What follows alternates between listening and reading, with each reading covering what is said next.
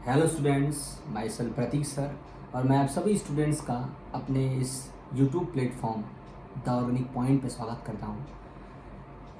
Dear students, हमने जो है वो आपसे ये बात बोली थी कि जो है हम जोफेल का और कैरूथर का वीडियो सोल्यूशन लेकर के लिए आएंगे आपके लिए।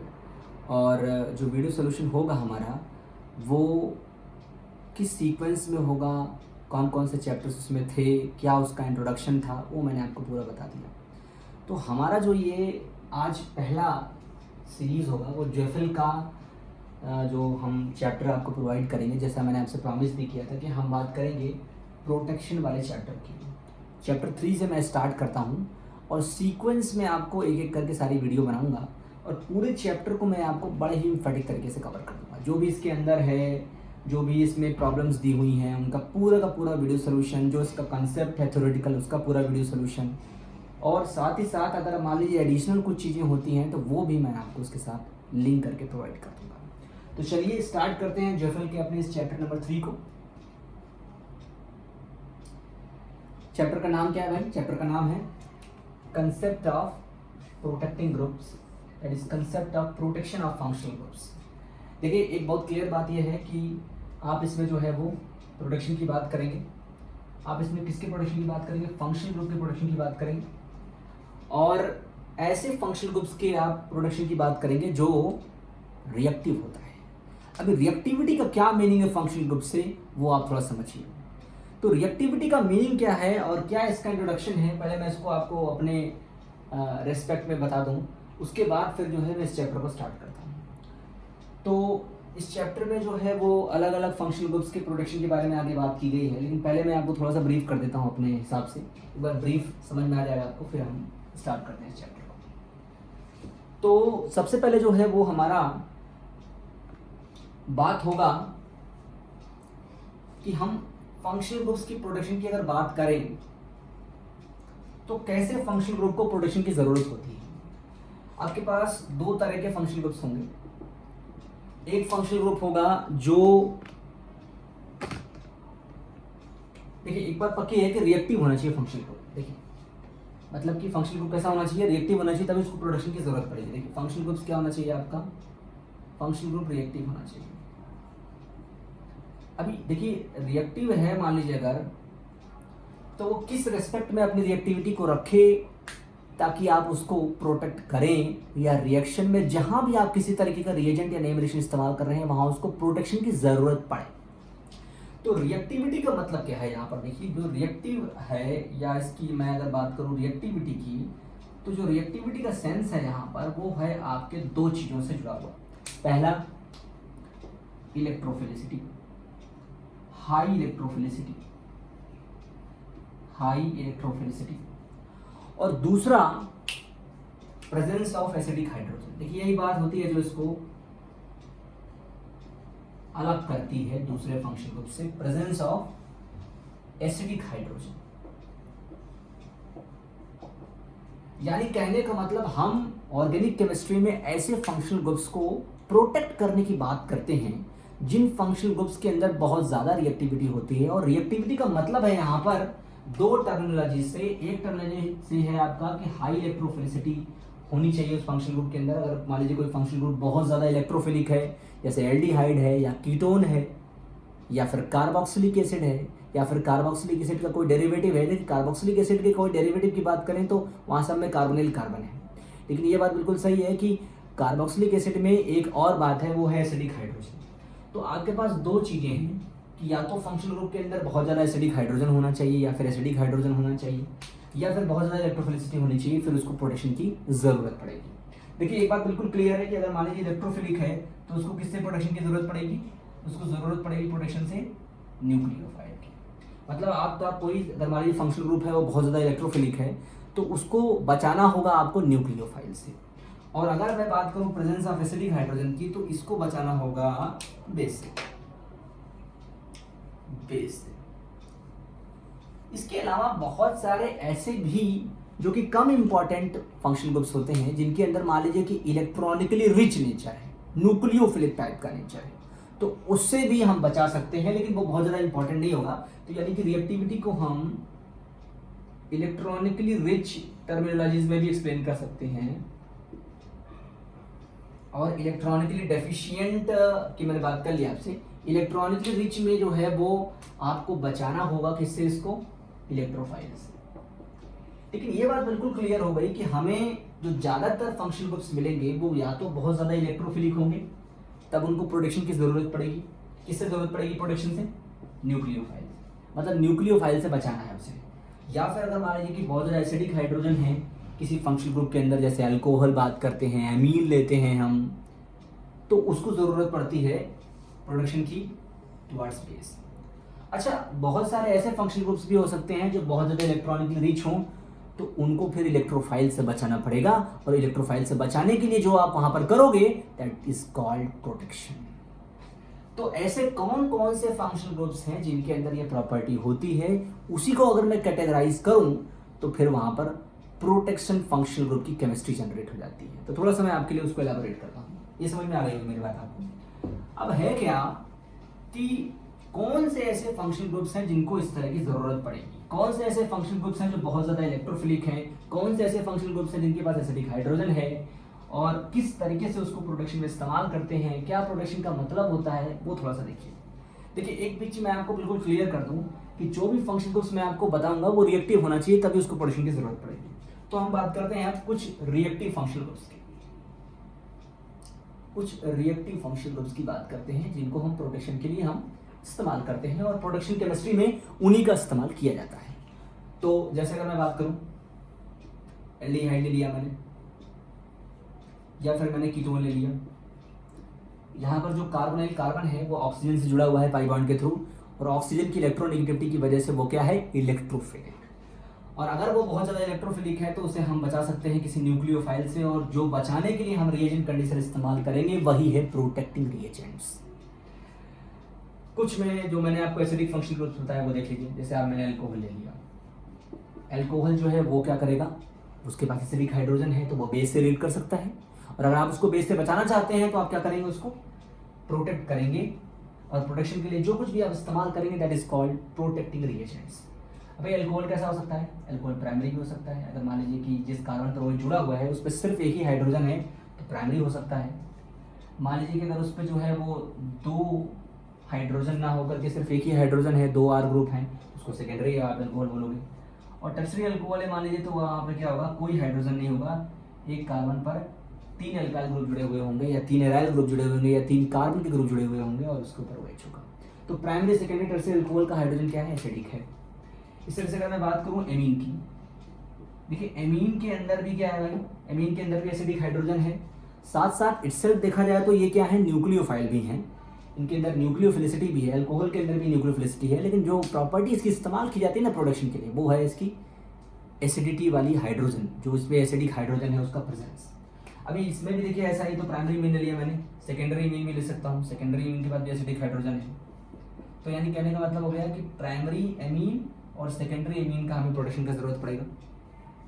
अब अगर मैं बात करूँ एमीन और कहाँ कहाँ प्रेजेंट होता है, देखिए और पहले रुक जाइए, मैं आपको और फंक्शन ग्रुप्स बताता हूँ, फिर मैं आपको बताता हूँ कंबाइंड वे में कहाँ प्रेजेंट हो सकता है। जैसे कार्बोक्सिलिक एसिड, कार्बोक्सिलिक एसिड के पास भी देखिए एसिडिक हाइड्रोजन है, तो इसके पास तो दोनों चीज़ें देखिए, इलेक्ट्रोफिलिक सेंटर भी है और एसिडिक हाइड्रोजन भी है, तो इसको भी ज़रूरत है भाई किसी न्यूक्लियोफाइल से या बेस से बचाने की। अब मैं अगर कार्बोनाइल डेरिवेटिव्स की बात कर लूँ, कुछ कार्बोनाइल डेरिवेटिव्स भी होते हैं जिनके पास एसिडिक हाइड्रोजन होता है। जैसे एक कार्बोनाइल डेरिवेटिव है हमारा एमीन,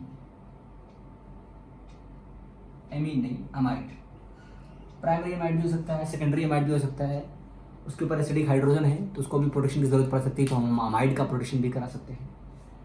अगर मैं बात करूँ सपोज करिए और किसी एसिडिक हाइड्रोजन वाले फंक्शन ग्रुप्स की, तो जैसे हमने बात करी, हम टर्मिनल अल्काइन भी ले सकते हैं, टर्मिनल कार्बन पे हम H ले लें, तो ये एसिडिक हाइड्रोजन है, क्यों एसिडिक हाइड्रोजन है, इसके परसेंटेज करैक्टर की वजह से, इसको भी प्रोटेक्शन की जरूरत पड़ सकती है। तो जो भी फंक्शनल ग्रुप्स हैं वो फंक्शनल ग्रुप्स बहुत रिएक्टिव होने चाहिए तभी उनको प्रोटेक्शन की जरूरत पड़ेगी। इसके अलावा अगर मैं बात करूं, सपोज करिए मैंने जो है वो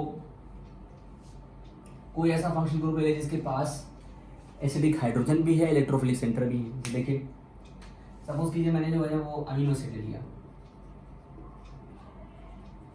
अमीनो एसिड्स में क्या भैया, अमीन भी है और एसिड भी है। जैसे मैंने मान लीजिए एक अमीनो एसिड ले लिया NH2CH2COH, जैसे ग्लाइसिन ले लिया मैंने। तो यहाँ पर देखिए एमीन है जिसके पास एसिडिक हाइड्रोजन है, न्यूक्लियोफिलिक सेंटर भी है, इलेक्ट्रोफाइल से भी रिएक्ट कर सकता है, बेस से भी रिएक्ट कर सकता है। इसके बाद में एसिडिक हाइड्रोजन है। कार्बोनिल कार्बन की बात की जाए तो कार्बोनिल कार्बन पे जो है एसिड के इलेक्ट्रोफिलिक सेंटर भी है। तो इसका मतलब ये है कि हम उसको न्यूक्लियोफाइल से भी बचा सकते हैं और उसको हम बेस से भी बचा सकते हैं। तो ऐसे भी फंक्शनल ग्रुप्स हो सकते हैं या फंक्शनैलिटीज हो सकती हैं जिनके पास दोनों तरीके के फंक्शनल ग्रुप्स हों जो रिएक्टिव हों। ऐसा भी हो सकता है जिनके पास कोई एक फंक्शनल ग्रुप ऐसा हो जो रिएक्टिव हो, बाकी सब रिएक्टिव ना हो, या उनसे उसकी रिएक्टिविटी कम हो। डिफरेंस जब तक रिएक्टिविटी में नहीं आएगा तब तक प्रोडक्शन का मतलब ही जनरेट नहीं होता है। तो ये आप ध्यान रखेंगे। इसके अलावा सपोज कीजिए कि कोई स्पेशल सबस्ट्रेट है, जैसे मान लीजिए कि कोई नेचुरल प्रोडक्ट है, कार्बोहाइड्रेट है, कोई शुगर केमिस्ट्री का मान लीजिए कंपाउंड है, या कोई नेचुरल प्रोडक्ट है, तो वहाँ पर इस तरह के फंक्शनल ग्रुप्स अक्सर पाए जाते हैं। वहाँ पर बहुत सारी चीज़ें होती हैं, कायरलिटी भी होती है, रिएक्टिविटी कंट्रोल करने की बात भी होती है, और सारे फंक्शनल ग्रुप्स की अगर बात की जाए तो उनसे भी उसका कोरिलेशन होता है। तो ये पूरा मिला के देखा जाए तो ये सिंथेसिस के लिए यूज़ किया जाएगा। तो अब जैसे अगर मैं आपको इस चैप्टर में दिखाऊं, इस जेफल के चैप्टर में दिखाऊं, तो यही फंक्शनल ग्रुप्स देखिए जो मैंने आपको बताया वो यही फंक्शनल ग्रुप्स लिया है। आखिर कोई आपसे पूछे कि प्रोटेक्शन इन्हीं फंक्शनल ग्रुप्स का क्यों किया जाता है, तो इसलिए ऐसा किया जाता है क्योंकि इन्हीं फंक्शनल ग्रुप्स के अंदर बहुत ज़्यादा रिएक्टिविटी होती है। अभी वो रिएक्टिविटी क्यों होती है वो मैंने आपको समझा दिया। यानी जो रिएक्टिव फंक्शनल ग्रुप्स होंगे उनको प्रोटेक्शन की जरूरत पड़ेगी। किससे पड़ेगी भाई? जिससे वो ज़्यादा रिएक्ट करने की टेंडेंसी रखते हो, चाहे वो न्यूक्लियोफाइल हो, चाहे वो इलेक्ट्रोफाइल हो, चाहे वो बेस हो, जैसी भी स्पीसीज हो, उससे उसको प्रोटेक्शन की जरूरत पड़ सकती है। तो देखिए इसी हिसाब से इस चैप्टर में कवर किया गया है। यहाँ पर देखिए सबसे पहले तो ये क्या इंट्रोडक्शन दिया है उसको बाद में बात करते हैं अभी चैप्टर की शुरुआत में। लेकिन देखिए आप ध्यान से देखिए तो आपको यहाँ पर क्या है, देखिए सबसे पहले प्रोटेक्शन ऑफ NH ग्रुप्स दिखाया हुआ है। देखिए प्रोटेक्शन ऑफ NH ग्रुप्स का क्या मतलब हो गया? प्रोटेक्शन ऑफ NH ग्रुप्स का देखिए अब यहाँ पर दिखा रहा हूँ मैं आपको जूम करके। प्रोटेक्शन ऑफ NH ग्रुप्स का मतलब हो गया एमीन टाइप का कोई भी ग्रुप हो। ये अभी एमीन ग्रुप का प्रोटेक्शन आप कर रहे हैं। अब एमीन ग्रुप का प्रोटेक्शन क्यों कर रहे हैं आप? क्योंकि उसके पास एसिडिक हाइड्रोजन है और साथ वो न्यूक्लियोफिलिक है, तो न्यूक्लियोफाइल की तरह भी रिएक्ट कर सकता है। लेकिन एक बात बिल्कुल क्लियर है कि वो आप एसिडिक हाइड्रोजन वाली प्रॉपर्टी को लेकर चलिए। एसिडिक हाइड्रोजन है इसलिए वो रिएक्ट नहीं करना चाहता। किससे नहीं रिएक्ट करना चाहता? किसी इलेक्ट्रोफाइल से रिएक्ट नहीं करना चाहता, या फिर एसिडिक हाइड्रोजन है तो बेस से रिएक्ट नहीं करना चाहता। उसे बचाना चाहते हो तो आप उसको प्रोटेक्ट करो। अभी ज़्यादा रिएक्टिविटी है तो बेस से बहुत ज़्यादा रिएक्ट कर सकता है, न्यूक्लियोफिलिक है तो इलेक्ट्रोफाइल से भी रिएक्ट कर सकता है, तो उसको आपको बचाना है, प्रोटेक्ट करना है। अब हम बात करते हैं कुछ और फंक्शनल ग्रुप्स की जो इसमें दिखाए गए हैं। देखिए तो एन बेंजाइल एमीन दिखाया गया है। देखिए यहाँ पर सेकेंडरी प्राइमरी एमीन लिया गया है, सेकेंडरी एमीन लिया गया है। अब उसको कैसे प्रोटेक्ट करते हैं, क्या सीन होता है, सब हम अभी आपको बताएंगे। इसके बाद देखिए दूसरा फंक्शनल ग्रुप क्या है भाई? दूसरा फंक्शनल ग्रुप है अमाइड। अमाइड क्यों रिएक्टिव है ये मैंने आपको समझाया अभी आपको। अमाइड इसलिए रिएक्टिव है क्योंकि एक तो इसके पास इलेक्ट्रोफिलिक सेंटर है यहाँ पर देखिए कार्बोनिल कार्बन पे, दूसरा नाइट्रोजन के पास अगर हाइड्रोजन हुआ तो फिर वो एसिडिक हाइड्रोजन के साथ भी है, तो इसका मतलब है उसको प्रोटेक्शन की जरूरत पड़ेगी बेस से या फिर न्यूक्लियोफाइल से। अब अगर मैं बात करूं और फंक्शनल ग्रुप्स की जो इसके चैप्टर में दिखाए गए हैं वो देखिए। अमाइड्स के बाद है कार्बामेट्स। अभी कार्बामेट तो देखिए ये कोई एक तरीके का ग्रुप नहीं है, एक तरीके का प्रोटेक्टिंग ग्रुप ही है। अगर मैं बात करूं देखिए इसमें क्या है, कार्बामेट का मतलब होता है इसमें कार्बोनाइल ग्रुप हो, उसके एक तरफ ऑक्सीजन हो एक तरफ नाइट्रोजन हो। मतलब कि अगर जैसे यूरिया की बात करूं तो यूरिया में क्या होता है, CO के दोनों तरफ नाइट्रोजन होता है। अगर मैं जो होता है वो कार्बोनेट की बात करूं तो CO के दोनों तरफ ऑक्सीजन होता है। लेकिन यहाँ पर क्या है, अगर CO की एक तरफ नाइट्रोजन वाला ग्रुप हो एक तरफ ऑक्सीजन वाला ग्रुप हो तो उसको कार्बामेट बोलते हैं। और कार्बामेट क्या होते हैं, चूंकि नाइट्रोजन के साथ है इसका मतलब ये अमीन के प्रोटेक्टिंग ग्रुप्स भी हो सकते हैं, और ऑक्सीजन के साथ है OR है देखिए, इसका मतलब ये एल्कोहल का या फिर कार्बोक्सिलिक एसिड का प्रोटेक्टिंग ग्रुप भी हो सकता है। तो अब ये डिपेंड करता है कि आप इसको किसके साथ यूज़ करते हैं, लेकिन ये है कि ये भी एक तरीके का प्रोटेक्टिंग ग्रुप है टुवार्ड्स बेस और न्यूक्लियोफाइल। और देखते हैं, ठीक है, फंक्शनलिटी यहाँ पर भी एमीन वाली है या फिर कार्बोक्सिलिक एसिड वाली है या फिर एल्कोहल वाली है। अब देखिए यहाँ पर क्या है, आगे बहुत सारा दिखाया गया है। फिर देखिए आ गया production of groups of alcohol, यानी अब एल्कोहल स्टार्ट हो गया, यानी कि अब आप प्रोटेक्शन की बात करेंगे अल्कोहल के, यानी ऐसे फंक्शनल ग्रुप्स जिनके पास एसिडिक हाइड्रोजन हो ऑक्सीजन पे। और आप जानते हैं रिएक्टिविटी के टर्म्स में देखा जाए तो जिसके ऊपर प्लस आई इफेक्ट सबसे कम होगा उसकी एसिडिटी सबसे ज़्यादा होगी। इसका मतलब कि प्राइमरी अल्कोहल की एसिडिटी सबसे ज़्यादा है, उसकी रिएक्टिविटी सबसे ज़्यादा है, फिर सेकेंडरी अल्कोहल की रिएक्टिविटी है, उसके बाद टर्सरी अल्कोहल की है। यानी प्राइमरी अल्कोहल को प्रोटेक्शन की सबसे ज़्यादा ज़रूरत पड़ेगी, फिर सेकेंडरी अल्कोहल को पड़ेगी और टर्सरी अल्कोहल को सबसे कम पड़ेगी। एक तो उसका क्या है, न्यूक्लियोफिलिसिटी जो है वो भी बड़ा है, कम है क्योंकि उसमें हिंड्रेंस है, और दूसरा एसिडिक हाइड्रोजन जो है उसकी एसिडिटी भी कम है। क्यों? क्योंकि उसमें प्लस आई नेचर सबसे ज़्यादा है, जिसकी वजह से जो उसका कंजुगेटेड आयन बनेगा उसकी स्टेबिलिटी कम हो जाएगी प्लस आई इफेक्ट की वजह से। तो इसका मतलब है कि इसको भी प्रोटेक्शन की ज़रूरत है अल्कोहल को, और ये मैंने अभी आपको समझाया कि इसको ज़रूरत क्यों, क्योंकि इसकी रिएक्टिविटी ज़्यादा है। यानी रिएक्टिविटी का मतलब है यहाँ पर एसिडिक हाइड्रोजन से। अब अगर मैं आगे चलूँ, यहाँ मैंने अलग अलग तरह के प्रोटेक्टिंग ग्रुप्स लिए हैं, लेकिन इनकी बात नहीं करूँगा अभी। मैं तो बात कर रहा हूँ केवल ऐसे फंक्शन ग्रुप की जिनको प्रोटेक्शन की ज़रूरत पड़ती है। अब अगर मैं आगे बढ़ूँ तो यहाँ सब कुछ वही चल रहा है, बेंजाइलिक एथर सब जो भी चल रहा है। अब इसकी बात नहीं करें, ट्राइटिल एथर, सिराइल एथर, सब अभी चल रहा है, प्रोडक्शन है अल्कोहल का। ये सब TMS एथर या TS एथर जो भी चल रहा है सब उनकी प्रोटेक्टिंग ग्रुप्स हैं। अभी आगे बढ़ते हैं, सब वही चल रहे हैं। एसिटल आ गया, देखिए एसिटल भी अल्कोहल का ही प्रोटेक्टिंग ग्रुप है, इसकी बात भी बाद में करेंगे। MOM ईथर भी प्रोटेक्टिंग ग्रुप है अल्कोहल का। ये सब नाम है प्रोटेक्टिंग ग्रुप्स के अल्कोहल के, इनको पढ़ेंगे अभी। अब अगर देखिए कार्बोक्सिलिक एसिड एस्टर, ये अलग फंक्शन ग्रुप एस्टर। देखिए मैंने भी आपको दिखाया कि अगर किसी भी फंक्शन ग्रुप के अंदर रिएक्टिविटी है तो उसको प्रोटेक्शन की जरूरत पड़ेगी। अब रिएक्टिविटी का मतलब है मोर इलेक्ट्रोफिलिक। तो मैंने आपको कार्बोक्सिलिक एसिड डेरिवेटिव बताया था अभी। देखिए कार्बोक्सिलिक एसिड पर अगर मान लीजिए OH को हटा के और लगा दिया दैट विल बी एस्टर, और एस्टर को देखिए प्रोटेक्शन की जरूरत है। क्यों जरूरत है प्रोटेक्शन की भैया? क्योंकि यहाँ पर एक लीविंग ग्रुप है, साथ साथ बहुत ज़्यादा तो नहीं लेकिन फिर भी इलेक्ट्रोफिलिक सेंटर है। कीटोन एल्डिहाइड से ज़्यादा रिएक्टिव तो नहीं है क्योंकि उसकी न्यूक्लियोफिलिसिटी ज़्यादा होती है, लेकिन फिर भी ये जो न्यूक्लियोफिलिक सेंटर इलेक्ट्रोफिलिक सेंटर है वो है, तो इसलिए न्यूक्लियोफाइल के साथ टेंडेंसी रखता है अटैक की, तो इसलिए चाहें तो मैं न्यूक्लियोफाइल से इसको बचा सकता हूँ। तो ये एक फंक्शन ग्रुप हो गया आपका। अब मैं थोड़ा सा और आगे बढ़ूँ तो और कौन कौन से तरीके के फंक्शन ग्रुप हो सकते हैं। अब बात करूँ मैं आगे, तो यहाँ पर आगे फंक्शन ग्रुप है आपका प्रोडक्शन ऑफ डाइऑल्स। अभी डाइऑल भी मतलब हो गया अल्कोहल, तो अल्कोहल तो है, तो अल्कोहल के बारे में तो मैंने बता दिया आपको। यहाँ 2 अल्कोहल है, भाई डाइऑल है। डाइऑल कैसा हो सकता है? डाइऑल ऐसा हो सकता है 1,2 डाइऑल। अभी डाइऑल ऐसा हो सकता है 1,3 डाइऑल, लेकिन है तो ये अल्कोहल ही ना। तो यहाँ पर भी कुछ स्पेशल प्रोटेक्टिव ग्रुप्स का इस्तेमाल किया जाएगा, क्योंकि इसको इसलिए थोड़ा सा इसको डिफ्रेंशिएट करने के लिए अलग से लिया गया है यहाँ जेफल में। अब अगर मैं आगे बढ़ूँ थोड़ा सा, 1,2 डाइऑल बता दिया। देखिए मैंने भी आपको लिखा था 1,3 डाइऑल भी होगा, 1,3 डाइऑल आ गया। देखिए अब बात करते हैं देखिए प्रोडक्शन ऑफ कार्बोनाइल कंपाउंड्स की। देखिए है ना, किसी कार्बोनाइल ग्रुप का प्रोडक्शन, जैसे कि एल्डिहाइड या कीटोन।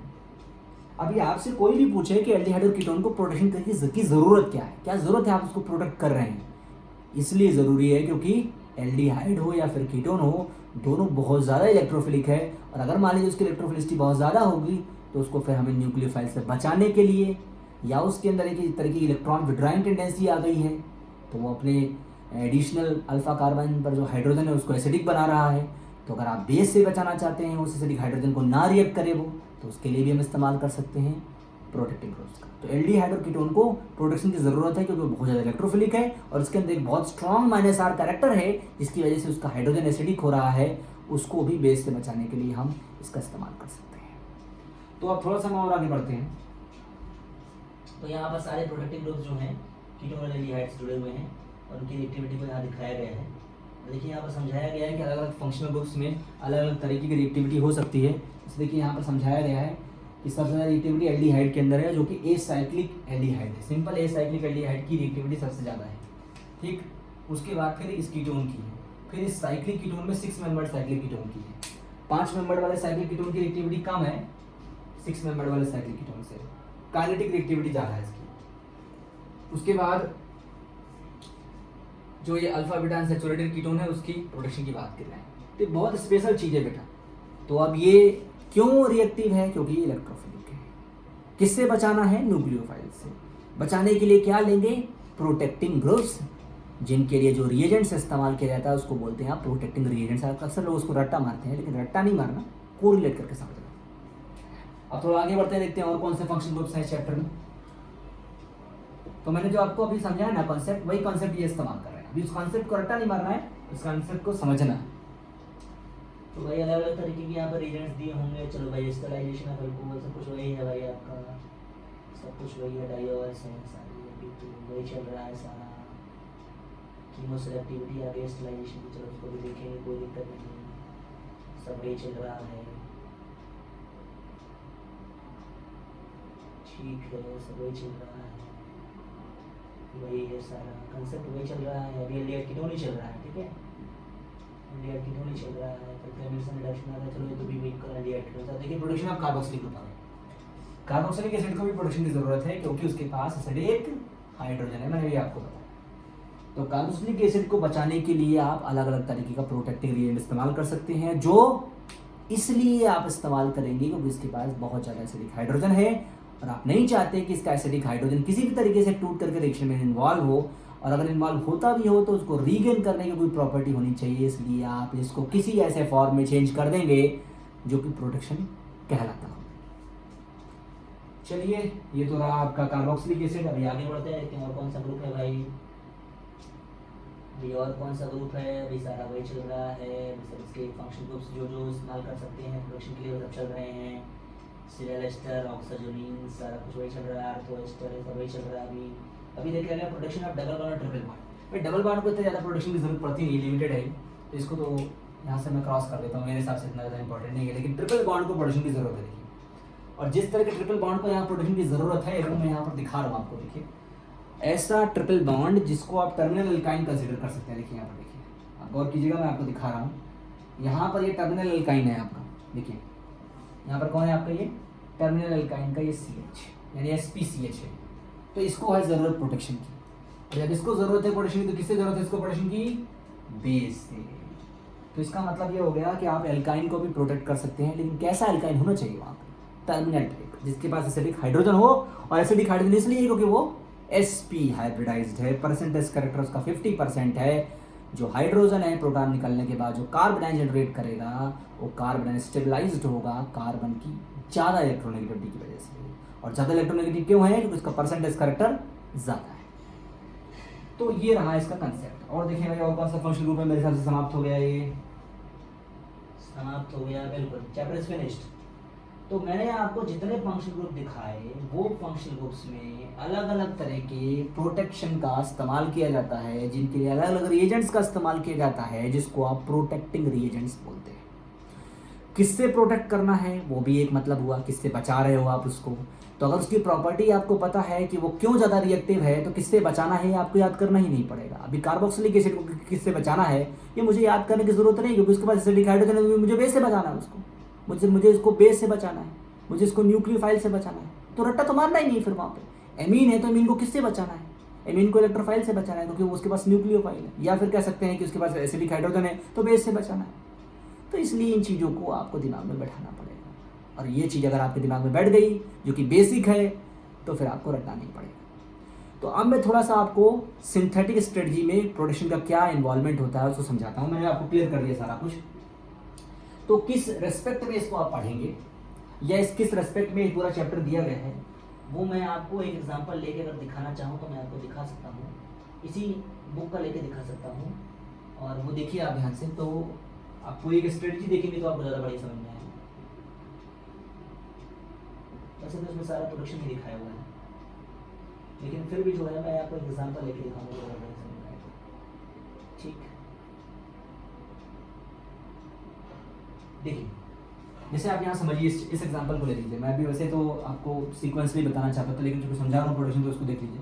जैसे सपोज कीजिए मेरे पास ये अल्कोहल है, अभी मैं चाह रहा हूँ कि अल्कोहल बाद में भी अल्कोहल रहे, तो मैं क्या करूँगा, मैं इसको बीच में किसी ग्रुप में चेंज कर दूँगा। जैसे मैंने यहाँ पर देखिए क्या लिया, बॉम्ब, बेंजिलॉक्सी मिथाइल था, ठीक, ये बेंजिल हो गया, ये ऑक्सी हो गया, मिथाइल हो गया, यानी benzyloxy methyl that is known as BOM, methoxy methyl is known as MOM. अभी ये क्या किया मैंने, इस अल्कोहल का एसिडिक हाइड्रोजन का जो ये हाइड्रोजन है ना भाई, इसको छिपा दिया कह सकते हैं कि एच को हटा के बीएन जोड़ दिया। अभी बीएन जोड़ा तो इसलिए जोड़ा क्योंकि ये प्रोटेक्टिंग ग्रुप है। आप कहोगे आप सर की प्रोटेक्शन में और रिएक्शन में क्या अंतर होता है सर? प्रोटेक्शन और रिएक्शन में बहुत अंतर है। प्रोटेक्शन का मतलब है कि वो थोड़े समय के लिए मौजूद है, बाद में आप जब चाहें उसको दोबारा OH में या जिस भी इनिशियल फंक्शन ग्रुप में था उसमें चेंज कर सकते हैं। लेकिन अगर रिएक्शन है तो फिर आप उसको दोबारा रिएक्शन में चेंज नहीं कर सकते, या दोबारा उसके इनिशियल फॉर्म में चेंज नहीं कर सकते। तो ये कंसेप्ट है, इसको थोड़ा सा अगर मैं समझूं कि सपोज कीजिए कि अल्कोहल जो है वो एक आदमी, और वो जो है वो चाहता है कि उसका जो सर है वो बचा रहे। ये सर है मान लीजिए उस आदमी को, इतना बड़ा सर तो नहीं होगा बहरहाल, मैंने बताया आपको खाली। अब वो चाहता है कि उसका सर बचा रहे, तो उसने क्या किया, या कहिए कि वो चाहता है कि उसका खूबसूरत मुंह बचा रहे, खूबसूरत मुंह, उसका सुंदर मुंह जो है उसका बचा रहे। या सर है तो खूबसूरत सर तो नहीं होता, लेकिन सर बचा रहे, उसमें दिमाग होता है, तो वो बचा रहे। बचा रहने का मतलब धूल से भी बचा रहे, पॉल्यूशन से भी बचा रहे, या कहिए कि अगर कोई दुर्घटना होती है तो वहाँ टकरा करके कोई एक्सीडेंट ना हो जाए, उससे बचा रहे। तो उसने क्या किया, अपने ऊपर एक हेलमेट लगा लिया। अभी वो हेलमेट लगाया तो सर पे लगाया, और अगर क्रीम लगाया तो मुंह पे लगाया। भाई क्रीम क्या कर रही है, मुंह को बचा रही है, अपने मुंह को, या कहिए कि अपने माउथ को बहुत सौंदर्यता उसकी बनी रहे, इसलिए वहाँ पर वो क्या कर रहा है, वो एक हेलमेट या क्रीम लगा ले रहा है। देखिए ये इसने हेलमेट लगा लिया अपने ऊपर। अभी हेलमेट लगाया तो क्या आप अपने सर पे जब हेलमेट लगाते हैं तो क्या आपका सर खत्म हो जाता है क्या? सर तो अंदर रहता है ना, तो वो सर पे लग गया। अब क्या है कि जब आप बाहर गए घर से, मुंह पे क्रीम लगा के, धूप से बच गए और घर पे वापस आए, या अगर मान लीजिए सर पे हेलमेट लगा के गए, गाड़ी चला रहे हैं, आपने जो है हेलमेट की वजह से आपका सर जो है वो बच गया, और फिर आप वापस आए। जब आप वापस आए तो अब आपको चाहिए अपना दोबारा वही इनिशियल मुंह, चाहे गंदा हो अच्छा हो जो भी हो, आपको चाहिए वही दोबारा अपना मुंह, या वही दोबारा अपना सर। तो आप क्या करेंगे, आप कुछ ऐसा सुटेबल रीजन कंडीशन लेंगे जो उसको फिर से वही बना दे, या फिर से उसी फॉर्म में चेंज कर दे जैसा वो पहले था। यानी this functional group needs protection, that needs protection because that is reactive, and that is protected towards that reactive species. जो भी रिएक्टिव स्पीसीज उसे रिएक्ट कर रही है उससे वो बच रहा है, चाहे वो बेस हो, चाहे वो न्यूक्लियोफाइल हो, चाहे इलेक्ट्रोफाइल हो, चाहे एसिड हो। एसिड भी हो सकता है, बेस भी हो सकता है, न्यूक्लियोफाइल भी हो सकता है। और फिर जब आप उसको रिएक्शन में आप इन्वॉल्व ना कर पाएँ और लास्ट में दोबारा अल्कोहल में चेंज करना चाहें, तो कोई भी एक सुटेबल रीजन ले लें जो उसको हटा करके डीप्रोटेक्ट करके दोबारा उसको उसी फॉर्म में चेंज कर दें। यानी कि आपको पहले पढ़ना पड़ेगा कि कौन कौन से फंक्शनल ग्रुप्स के लिए प्रोटेक्शन होता है, फिर ये पढ़ना पड़ेगा कि कौन कौन से रिएजेंट्स का इस्तेमाल करके आप प्रोटेक्शन करते हैं, यानी कि प्रोटेक्टिंग रिएजेंट्स कौन कौन से होते हैं, और जिस फंक्शनल ग्रुप के लिए प्रोटेक्शन हो रहा है अगर कोई स्पेशल रिएजेंट के बाद कोई स्पेशल प्रोटेक्टिंग ग्रुप बन रहा है, उसका कोई स्पेशल नाम है, तो उसके स्पेशल नाम से आप उसको पढ़ते हैं ताकि आप रिटेन कर सकें उसको अपने माइंड में। फिर जब आपका प्रोटेक्शन हो जाता है तो आपको ये पता होना चाहिए कि वो किस किस से प्रोटेक्ट है, मतलब कौन कौन से ऐसे रिएजेंट्स हैं, कौन कौन से ऐसे स्पीसीज हैं जिनसे वो दोबारा रिएक्ट नहीं करेगा जब तक वो प्रोटेक्टिव ग्रुप उसके साथ मौजूद है।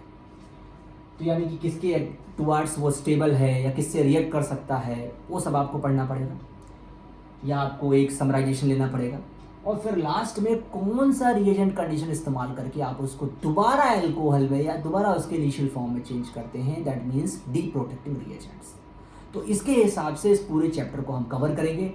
पढ़ाऊंगा मैं आपको सिस्टमेटिकली जो उसमें लिखा हुआ है, लेकिन बाद में टेबल प्रोवाइड कर दूंगा मैं आपको प्रोटेक्शन रिएजेंट्स की, और वो बड़ा खूबसूरत होगा, आपको इतना मज़ा आएगा कि सारे के सारे प्रोटेक्टिंग ग्रुप्स आप फील कर रहे हो, उसका आप इस्तेमाल कर रहे हो, खूबसूरत तरीके से इस्तेमाल कर रहे हो, पूरे ऑर्गेनिक केमिस्ट्री में हर फंक्शनल ग्रुप में इस्तेमाल कर रहे हो जहाँ जहाँ ज़रूरत है, लेकिन आपको बोरियत महसूस नहीं हो रही है, आपको रट्टा नहीं मारना पड़ रहा है, आपको वो फील हो रहा है अपने आप। तो ये मैंने आपको थोड़ा समझा दिया, बाकी जो है वो अब मैं आपको एक अपना एग्जांपल दे देता हूँ, थोड़ा प्रैक्टिकल एग्जांपल आपको समझा देता हूँ, थोड़ा सा समझ में आ जाएगा। अभी तो मैंने आपको एक आदमी का एग्जांपल दिया। देखिए है क्या, सपोज कीजिए कि मेरे पास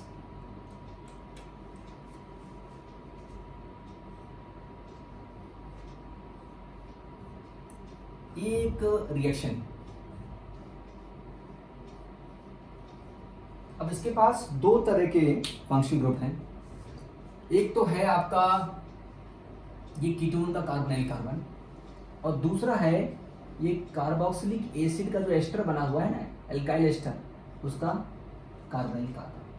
और ये बहुत क्लियर बात है बेटा कि दोनों कार्बोनाइल कार्बन में कौन ज़्यादा रिएक्टिव है, किसका इलेक्ट्रोफिलिक कैरेक्टर ज़्यादा है, ये आपको ज़्यादा स्ट्रेस नहीं लेना पड़ेगा, आपको आसानी समझ में आ जाएगा। क्योंकि जो बी पे इलेक्ट्रोफिलिक सेंटर है वो ऑक्सीजन के इस लोन पेयर से रेजोनेंस स्टेबलाइज्ड है, कहिए कि जो इसका कार्बोनाइल कार्बन पॉजिटिव चार्ज है वो लोन पेयर के रेजोनेंस से कम हो जा रहा है, जबकि यहाँ पर वो सिर्फ प्लस आई इफेक्ट से कम हो रहा है। इसका मतलब ये हुआ कि कार्बोक्सिलिक एसिड डेरिवेटिव जो एस्टर लिया है हमने यहाँ पर, उसकी इलेक्ट्रोफिलिसिटी या रिएक्टिविटी कम है और कीटोन की ज़्यादा है।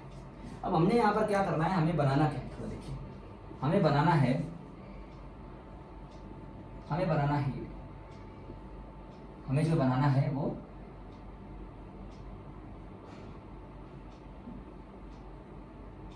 ये बनाना है। हमें 2 Ame जोड़ना है यहाँ पे और इसको अल्कोहल में चेंज करना है, और हम चाहते हैं कि रिएक्शन के एंड में कीटोन का कीटोन बना रहे हैं। देखिए कीटोन था हमारा इनिशियली, और बाद में भी देखिए कीटोन मौजूद है इसके पास। यानी हम ये चाहते हैं कि कीटोन रिएक्शन में इस्तेमाल भी ना हो। ऐसा तो हो नहीं सकता, क्योंकि ये ज़्यादा रिएक्टिव है तो फिर न्यूक्लियोफाइल की स्पीसीज तो पहले वहीं पर आएगी। लेकिन हम चाहते हैं कि लास्ट में जब हम रिएक्शन कंप्लीट करें तो इसका एक्चुअली कोई इन्वॉल्वमेंट ना हो, इस कीटोन का रिएक्शन के एंड में इसका कोई इन्वॉल्वमेंट ना हो, यानी ये बचा रहे। और साथ ही साथ हम ये चाहते हैं कि फिर ये रिएक्शन में इन्वॉल्व हो जाए और इसके OH को हटा के 2 मिथाइल आ जाए।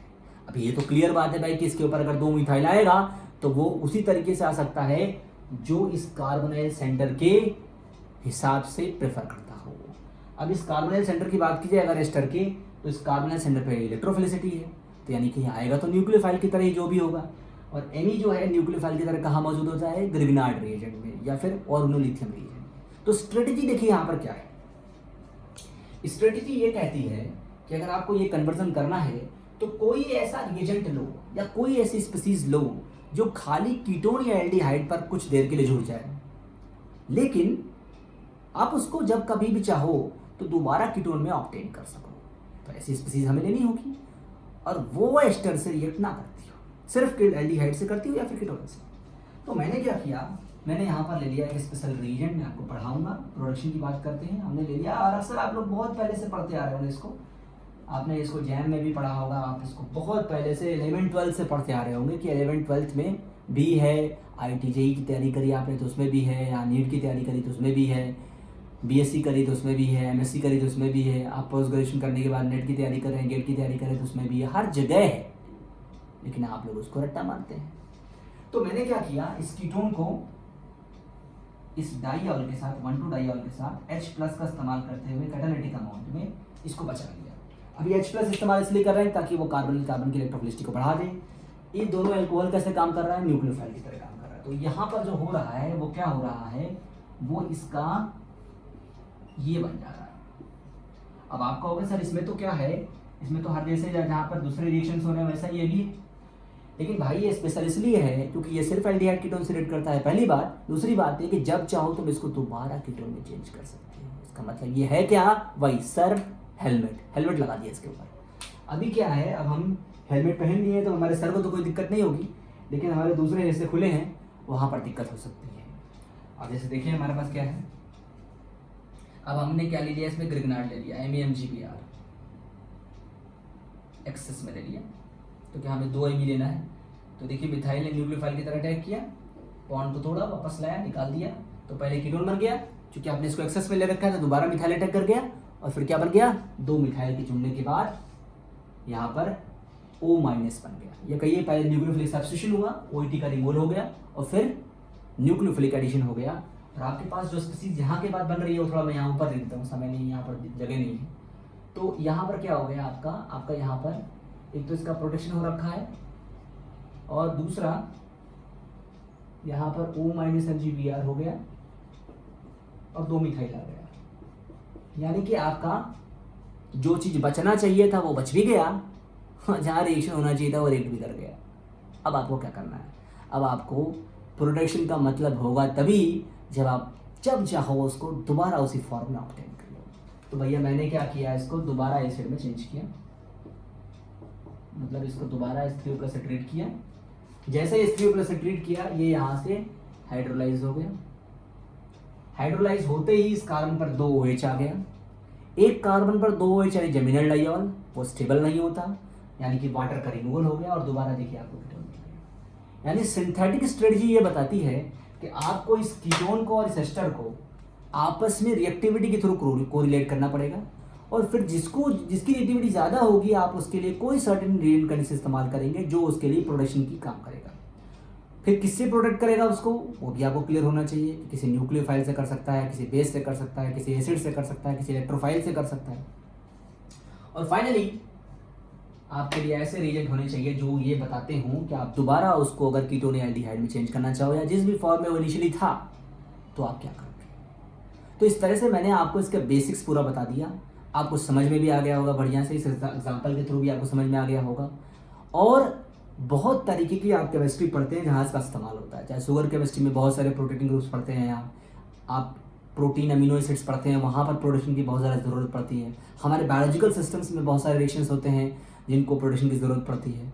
तो जहाँ जहाँ प्रोटेक्शन की ज़रूरत पड़ती है वो उसकी रिएक्टिविटी से जुड़ी हुई प्रॉपर्टी है जिसको मैंने आपको डिस्कस किया। अब इस ज्वेफल के सॉल्यूशन में जो मैं आपको ये चैप्टर आपको लिया, उस चैप्टर का मैं एक एक करके सारा प्रोटेक्टिंग ग्रुप आपको बताता हूँ। पहले मैं आपको अलग अलग समझा दूंगा चैप्टर वाइज कि इसमें ये जो प्रोटेक्टिंग ग्रुप है वो क्या है, किस तरह से बनता है, कौन सा रिएजेंट लेते हैं, क्या रिएक्शन हो रहा है, क्या मैकेनिज्म है, ठीक है, स्टेबल हो रहा है तो कौन ज़्यादा स्टेबल है, कितना स्टेबल है, किसके लिए स्टेबल है, और फिर लास्ट में कैसे हट रहा है।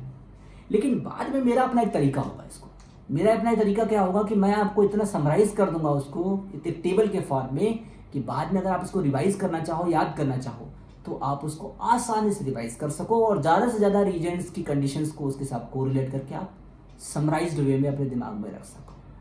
ठीक, तो अब हम इस चैप्टर की अगर शुरुआत करेंगे तो हम शुरुआत किससे करेंगे भाई, हम शुरुआत करेंगे एमीन ग्रुप्स के प्रोटेक्शन से। यानी कि हम बात करेंगे पहले ऐसे एक प्रोटेक्टिंग ग्रुप्स की जो एमीन फंक्शनल ग्रुप को प्रोटेक्ट करता है, यानी एमीन फंक्शनल ग्रुप प्रोटेक्शन। ठीक, और इसको स्टार्ट करेंगे हम अपने दूसरे लेक्चर में यानी दूसरी क्लास में। और मैंने यहाँ पर आपको सारे बेसिक्स समझा दिए जेफल के इस चैप्टर के स्टार्टिंग की सारी बात बता दी, पूरा चैप्टर भी एक तरीके से आपके लिए खोल के रख दिया और आपको पता भी चल गया होगा कि मैं आपको क्या बात बताना चाह रहा हूँ यहाँ पर। तो अब इस फंक्शनल ग्रुप से स्टार्ट करेंगे। बहुत ही कंसाइज्ड वे होगा मेरा इसको डील करने का, ये नहीं कि मैं पूरी थ्योरी पढ़ रहा हूँ आपके लिए, आपको उसकी चुन करके जो खास बात है वो निकाल के ले आऊँगा, आप उसको पढ़ लीजिएगा, मेरी बात को समझ लीजिएगा, मैकेनिज्म में कोरिलेट कर लीजिएगा, और अगर कहीं कोई दिक्कत होती है तो आप अगर उसको ध्यान से पढ़ेंगे एक बार दोबारा तो आपको दूर हो जाएगी। ठीक, बस आपको करना क्या है, आपको डाउट हो रहा होगा कि प्रतीक सर जो ये हमारे लिए वीडियो सोल्यूशन लेके आ रहे हैं, क्या एक ही वीडियो सोल्यूशन हमारे लिए अवेलेबल होगा। देखिए बेटा, ये हमारा ओपन प्लेटफॉर्म है, यूट्यूब का हमारा ओपन प्लेटफॉर्म है, तो इसमें हम कोशिश कर सकते हैं कि हम मैक्सिमम से मैक्सिमम कंटेंट लाएं, लेकिन हमारी एक लिमिटेशन है। हम बहुत सारे अगर अपने कंटेंट को यहाँ पर लाएंगे तो बच्चा ये समझ नहीं पाएगा कि क्या हमारे लिए ज़रूरी है और क्या हमारे लिए ज़रूरी नहीं। तो अगर आप चाहते हैं कि आपका जो ये ज़रूरत है वो सिस्टमेटिक हो जाए और आप सिस्टमेटिक तरीके से और भी सीखिए, तब तो आपको जो है वो सिस्टमेटिक तरीके से पूरी और नहीं पढ़नी पड़ेगी मेरे साथ। आप उसके लिए मेरे ऐप को ज्वाइन कर सकते हैं। लेकिन मैं ऐसा नहीं चाहता कि जब भी कभी मैं कोई वीडियो लेके आऊँ या कोई सीरीज़ लेके आऊँ तो कोई ज़रूरी नहीं कि सारा बच्चा मुझसे जुड़ेगी। मुझे पता है, मैं चाहता हूँ उन बच्चों की भी मदद हो जो बच्चे ऐप में नहीं आ सकते, कोर्स नहीं ज्वाइन कर सकते। कोई दिक्कत नहीं है, कोई समस्या नहीं है, आप लोग आइए, आपको जितना मैं कंटेंट यहाँ पर इस यूट्यूब प्लेटफॉर्म पर फ्रीली अवेलेबल करा सकता हूँ मैं करूँगा, लेकिन उसकी एक लिमिटेशन होगी, उसका एक जो है वो दायरा होगा, और उसी दायरे में मैं रहते हुए सब कुछ करूँगा आप बच्चों के लिए जो आपको मदद करे आपको एग्ज़ाम में क्रैक करने के लिए। लेकिन एक बात बहुत ही इम्पोर्टेंट कि बस ज़्यादा से ज़्यादा बच्चों को पता चले इसके बारे में। जितने ज़्यादा बच्चों को पता चलेगा उतना मज़ा आएगा उनको सीखने में। यहाँ पर और लोगों को बताएंगे, और लोगों को बताएंगे, और लोगों को बताएंगे, और इस तरीके से अर्निंग सबके बीच में फैल जाएगी। तो इसलिए बस मेरी आपसे इतनी रिक्वेस्ट है कि आप टेलीग्राम चैनल है मेरा, उसको ज्वाइन करिए। मेरा आप यूट्यूब चैनल है, इसको सब्सक्राइब करिए, लोगों को बताइए, अलग अलग लोगों को किस तरीके से जो है मैं ऑर्गेनिक केमिस्ट्री को एक बेहतरीन ढंग से बताता हूँ, पढ़ाता हूँ, ज़्यादा से ज़्यादा लोगों को पता चले मेरे बारे में। तो मेरा तो बस इतना सा मकसद है कि ऑर्गेनिक केमिस्ट्री सबके बीच में फैल जाए और ये ट्रू ऑर्गेनिक केमिस्ट्री हो, एक्चुअल ऑर्गेनिक केमिस्ट्री हो। ऐसा नहीं कि बस क्यों उठाया और छाप दिया और आपको समझा दिया। फील करने लगे आप जब ऑर्गेनिक केमिस्ट्री को, तब आप मेरे पास आए। बस इतनी सी बात है कि लेक्चर्स को सीक्वेंशियल पढ़ेंगे आप, ऐसा नहीं कि आज कुछ पढ़ लिया कल कुछ पढ़ लिया, वो दूसरे यूट्यूब चैनल जैसे मुझे मैं समझिएगा।